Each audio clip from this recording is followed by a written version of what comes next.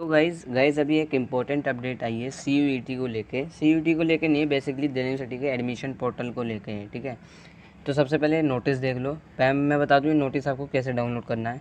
D के home page पर आना, du.ac.in सर्च करोगे, आप होम पेज पर आ जाओगे। ठीक है, अब यहाँ पे देखो लिखा हुआ है यूजी एडमिशन, पीजी एडमिशन, ये सब लेफ्ट हैंड साइड पे देखना। यहाँ पे जो लिखा होगा प्रेस रिलीज और नोटिस, यहाँ पे लिखा हुआ, तो नोटिस पे क्लिक करना।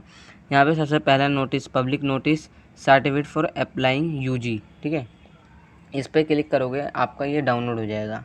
अब मैं इसे पढ़कर बता देता हूँ इसमें है क्या डिटेल। ठीक है, तो इसमें जो लिखा हुआ है देखो, द यूनिवर्सिटी ऑफ दिल्ली यानी जो डी है will soon launch its application process for admission to undergraduate programme. ठीक है, जल्दी एप्लीकेशन फॉर्म रिलीज़ होने वाले हैं, ये डी की ऑफिशियल वेबसाइट ऑफिशियल नोटिस ने कहा है। ठीक है, candidate desire of applying to the university of Delhi must ensure the following certificate और documents as applicable are in ready format by 31 August of 2022। यानी देखो आपको क्या करना है, 31 अगस्त 2022 से पहले अपने सर्टिफिकेट और डॉक्यूमेंट रेडी तैयार कर लेने हैं, ताकि जब आप अप्लाई करो तो आपको दिक्कत ना हो, आप तुरंत अप्लाई कर दो। इनका कहने का मतलब ये है।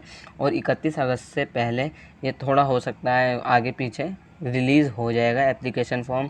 और जो डी के लिए अप्लाई करना चाह रहे हैं सबको रजिस्ट्रेशन करना पड़ेगा।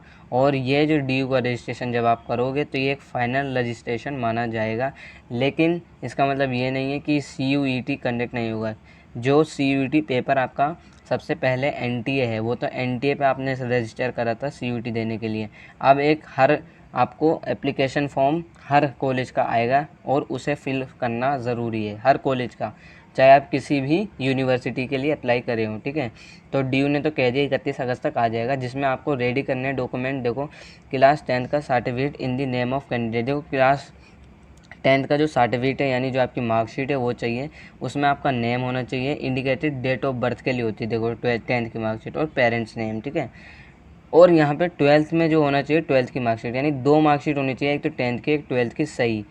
लेकिन यहाँ पे एक चीज़ देखो, 12th candidate name of candidate, ठीक है, आपका ठीक होना चाहिए। The name of candidate must match with the CUET UG 2022 form. ठीक है, अब यहाँ का कहने का मतलब ये है, जो आपका 12th में नाम, मान लो मेरा नाम अनस है, ANAS 12th में मार्कशीट पर, और जब मैंने CUET के लिए रजिस्टर करा था अनस नाम से ANAS, तो ये होना चाहिए। ऐसा नहीं है कि मैंने ANAAS कर दिया CUET UG के टाइम, रजिस्ट्रेशन के टाइम, तो आपका गलत हो जाएगा।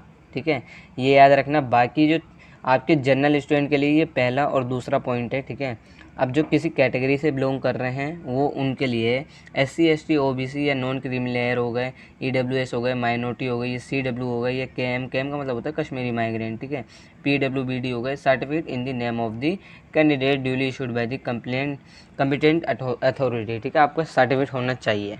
ठीक है, और अगर आप OBC से हो तो सर्टिफिकेट होना चाहिए आपका। ये सब एक लिखा है। सिख माइनॉरिटी के लिए यहाँ पे लिखा है certificate issued from the Delhi Sikh Gurdwara management committee. ठीक है, हाँ ठीक है, तो यहाँ पे आपका होना चाहिए। और क्रिश्चियन के लिए भी यहाँ इन्होंने बता रखा है। ठीक है, और चिल्ड्रन वालों के लिए भी बता रखा है, children window of personal of the arm force category educational concession ECC certificate in the name of. ठीक है, आप अगर किसी रिजर्व कैटेगरी से हो तो ये सब आपके डॉक्यूमेंट होने चाहिए। अगर आप जनरल स्टूडेंट हो तो पहला और दूसरा, यानी 10th की मार्कशीट 12th की मार्कशीट कंपलसरी है आपके पास होना, जिसमें आपका नेम सही होना चाहिए CUET को मैच करते हुए। ठीक है, अब यहाँ पे एक चीज़ देखो लिखा है, the name of the candidate claiming reservation must match with the candidate name as it appear on their corresponding school of. हाँ, यहाँ पे देखो आपका नेम मैच होना चाहिए, बेसिकली इनका कहने का मतलब ये है, आप जो भी डॉक्यूमेंट दे रहे हो। ठीक है, और no undertaking on behalf of incomplete, invalid और non availability of the document certificate will be acceptable at the time of applying. जब आप अप्लाई करोगे तो कोई अंडरटेकिंग नहीं लगेगी किस चीज़ पे, अगर आपका डॉक्यूमेंट इनकम्प्लीट है या इनवैलिड है। ठीक है, जैसे होता है कई बार, अगर आपके डॉक्यूमेंट मान लो SC का आपका सर्टिफिकेट नहीं है तो ड्यू टाइम दे देता है एक अंडरटेकिंग के तौर पर, एक अंडरटेकिंग फिल करो कि मैं 15 दिन के अंदर आपको डॉक्यूमेंट सबमिट कर दूँगा अपना। लेकिन यहाँ पे लिखा है अगर आपका डॉक्यूमेंट इनकम्प्लीट होगा तो आपको नो अंडरटेकिंग देने नहीं देंगे। अगर इनवैलिड डॉक्यूमेंट होगा तो भी यही होगा, ठीक है। तो ये चीज़ याद रखना। बाकी यहाँ पे आप नोटिस में देख लो अपना प्रिस्क्राइब फॉर्मेट, शेड्यूल कास्ट और schedule tribe, SC ST certificate आपको ऐसे ये रहा आपका, ठीक है। SC ST भी दे रखा है इन्होंने, OBC नॉन क्रीमी लेयर का भी दे रखा है इन्होंने सर्टिफिकेट, और यहाँ पे इकोनॉमिक वीकर सेक्शन का भी दे रखा है, ठीक है। यहाँ पे इन्होंने डॉक्यूमेंट दे रखा है, ECC का भी दे रखा है।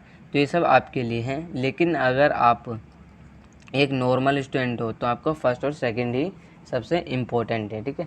बाकी के अपडेट के लिए वीडियो को लाइक और चैनल को सब्सक्राइब कर लो।